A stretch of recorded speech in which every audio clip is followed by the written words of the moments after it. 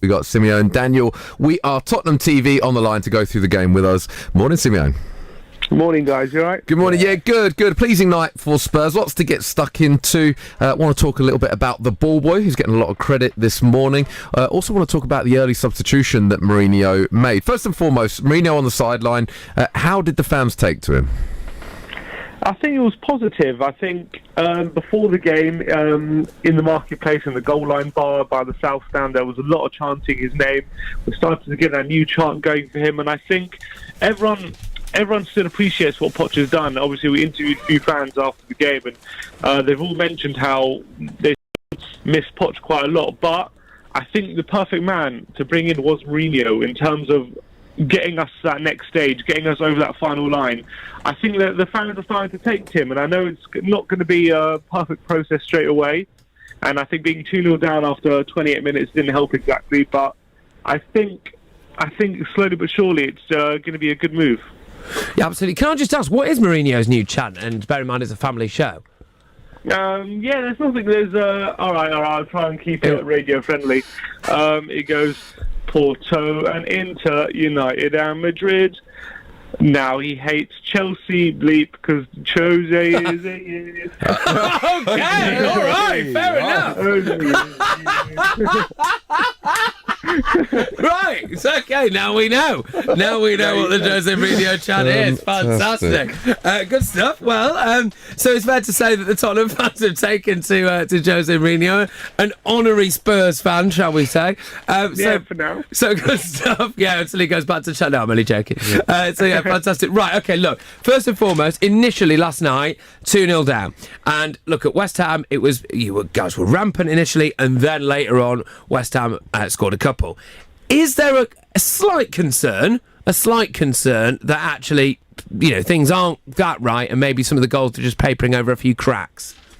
I think it's more than a slight concern that the defence hasn't been sorted out. I know, look, Mourinho, he's only been at Spurs now. It's only a couple of games. He's only been here a week, so it's impossible to fully, imprint your ideas in that space of time. But I think what he said apparently is that the defence is his main focus on what he's going to be having to fix, and it's borne out in the facts because at the moment we're leaking goals for fun week in, week out, and the first part of the season we had a big problem holding on to leads.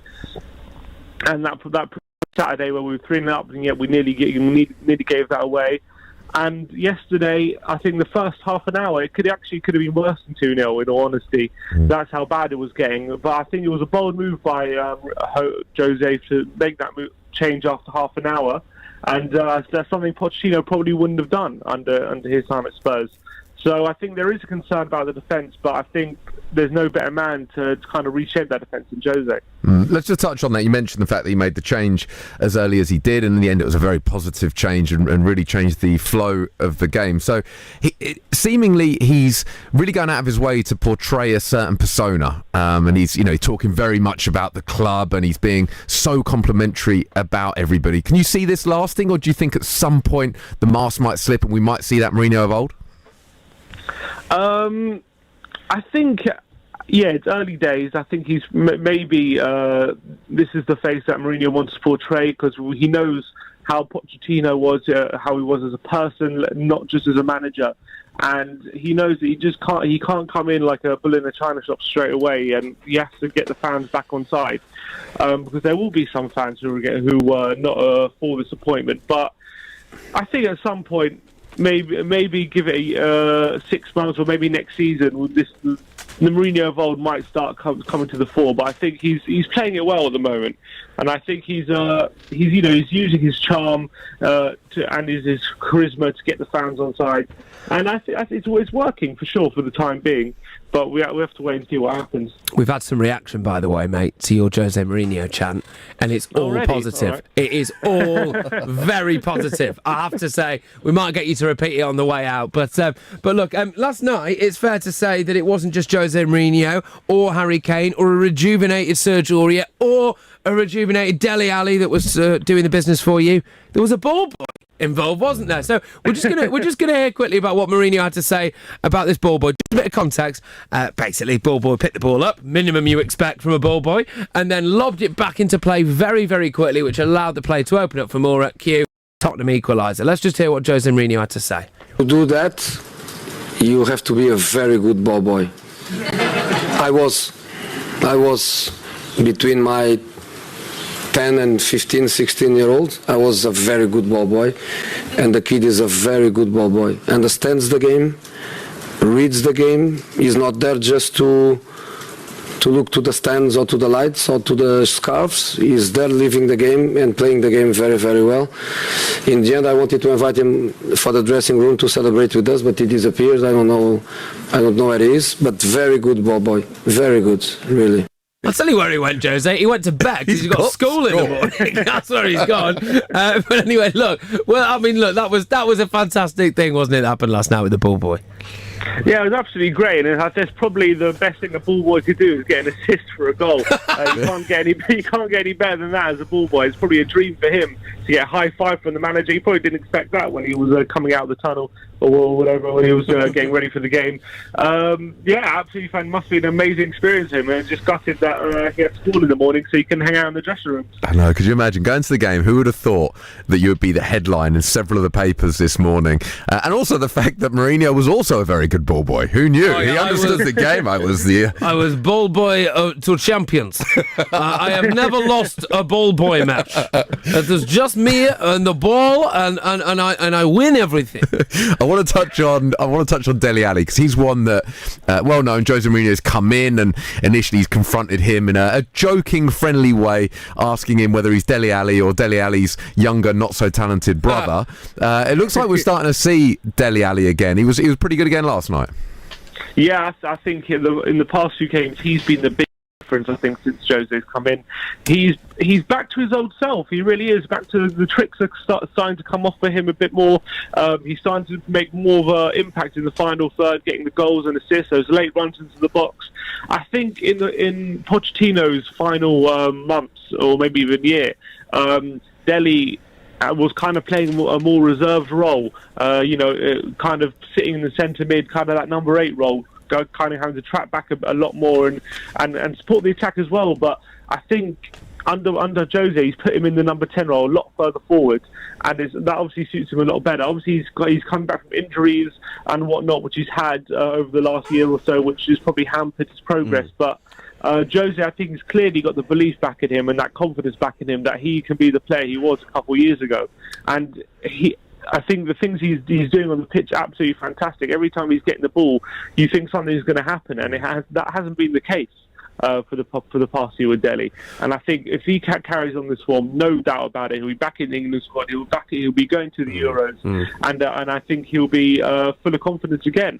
And I think this is the Dele we love to see. That guy is full of tricks, who's getting on the end of crosses, who's creating things. And he's a joy to watch when he's in the mood he was in last night. Oh, absolutely, man. He is a delight to watch. It doesn't matter what team you support. You see a player like Dele Alli in the position that Dele Alli plays, firing. It's just a really, really pleasant thing to behold. Bournemouth, Man United, Burnley, Bayern Munich, Wolves, Chelsea. These are Tottenham's next 6 games. 6 wins?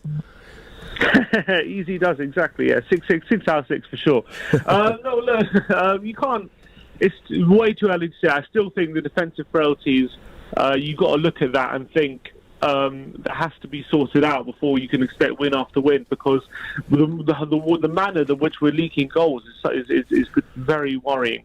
And once we come up against a team who defensively solid, because to be fair, because you've got to be honest, West Ham and Olympiakos, they're not the biggest challenges, especially West Ham.